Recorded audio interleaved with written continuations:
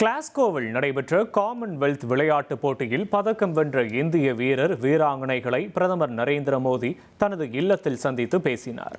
அப்போது குத்துச்சண்டை வீராங்கனை லவ்லினா பிரதமர் மோடிக்கு குத்துச்சண்டை நுணுக்கங்களை செய்து காட்டினார். அதனை பிரதமர் மோடியும் செய்து பார்த்து வீராங்கனையுடன் மகிழ்ச்சியாக கலந்துரையாடினார்.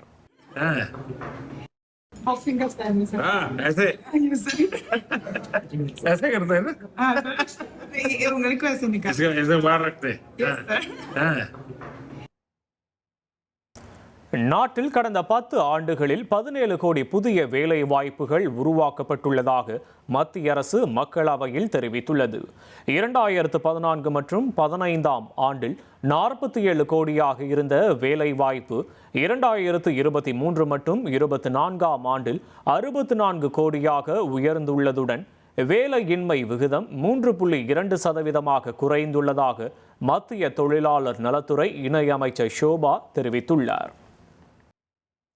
நாடு முழுவதும் மாணவர்கள் வருகை குறைவால் 9866 அரசு தொடக்க பள்ளிகளும் அதில் தமிழகத்தில் மட்டும் 97 பள்ளிகளும் குறைந்துள்ளதாக மக்களவையில் மத்திய கல்வித்துறை இணையமைச்சர் ஜெயந்த் சௌத்ரி தெரிவித்துள்ளார். திமுக எம்பி TR பாலுவின் கேள்விக்கு பதிலளித்த போது இதனை தெரிவித்தார்.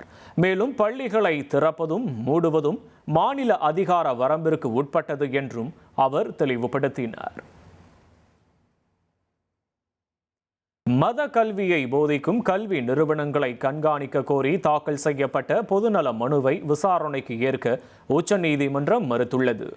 அஸ்வினிகுமார் உபாத்யாய் தாக்கல் செய்த மனுவை நீதிபதிகள் அரவிந்த் குமார், VM பஞ்சோலி அடங்கிய அமர்வு விசாரித்தது.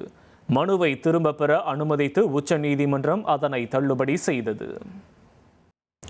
பைக் டாக்ஸிகளுக்கு விதிக்கப்பட்ட தடையை நீக்கிய உயர்நீதிமன்ற உத்தரவுக்கு எதிராக கர்நாடக அரசு உச்சநீதிமன்றத்தில் மேல்முறையீடு செய்துள்ளது.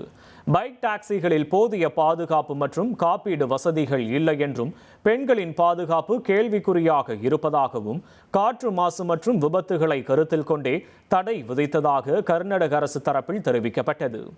இந்த நிலையில் மேல்முறையீட்டு மனு செவ்வாய்க்கிழமை விசாரணைக்கு வருகிறது. இனி செல்லும் இடமெல்லாம் செய்தி.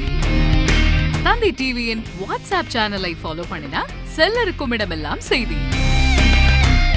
இதோ QR கோட் இப்பவே ஸ்கேன் பண்ணுங்க, ஃபாலோ பண்ணுங்க.